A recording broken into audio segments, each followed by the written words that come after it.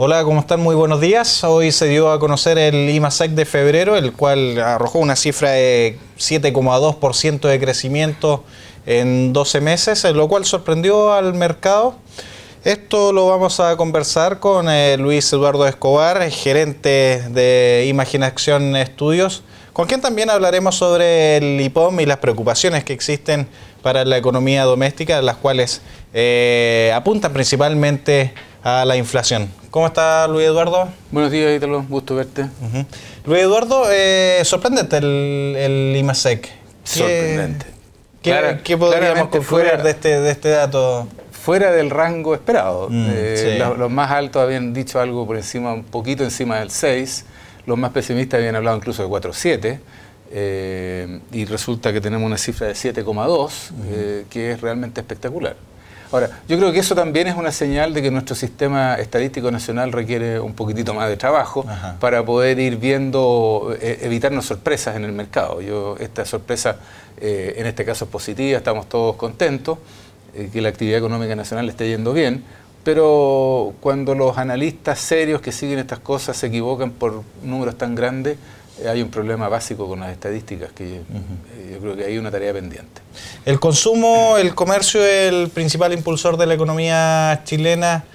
¿Hay algún aspecto negativo en este sentido o es un crecimiento sano el que se está dando todavía? Bueno, el crecimiento sigue impulsado por el gasto en consumo. Recordemos que el gasto en consumo tiene un componente nacional y un componente importado. El componente importado se resta al PIB, digamos, así es que cuando uno mira los números ya agregados, de valor agregado en la economía, y estos siguen estando en torno al 6%, yo diría que no es un elemento de preocupación. Yo creo que los consumidores en Chile han aprendido a medir sus gastos y mantenerse dentro de ciertos rangos de tolerancia en materia de deuda, que sería la principal preocupación.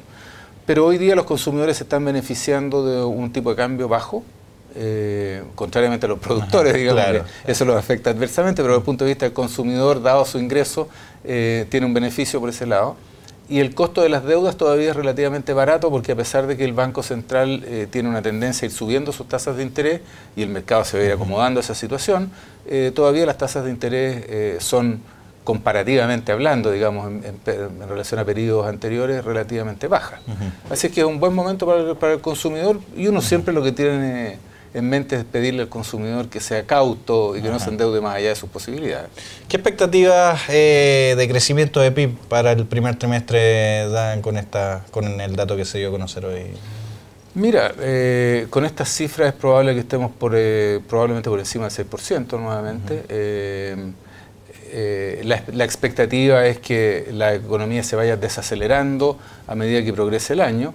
El Banco Central, en su IPOM, tú te referías a eso al principio, mantiene el rango de crecimiento del último IPOM entre 5,5 y 6,5% para este año, y eso es consistente con una suave desaceleración hacia el segundo semestre de este año. Luis Eduardo, hablábamos del IPOM, las preocupaciones apuntan principalmente al escenario inflacionario. Así es. Y más que a los alimentos que se venía hablando en los últimos meses, al precio del petróleo. ¿Se están tomando medidas correctas para enfrentar la inflación? ¿Qué más se podría hacer? Bueno, esta es una situación en la cual la inflación, hay que tener cuidado con cómo uno habla de la inflación en realidad. Lo que estamos viendo es un aumento del precio del petróleo.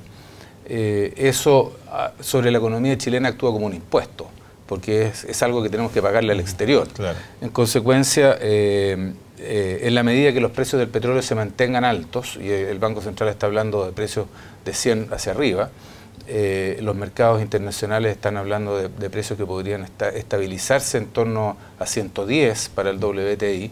Esos son precios muy altos, y eso funcionan directamente como un impuesto sobre la economía chilena.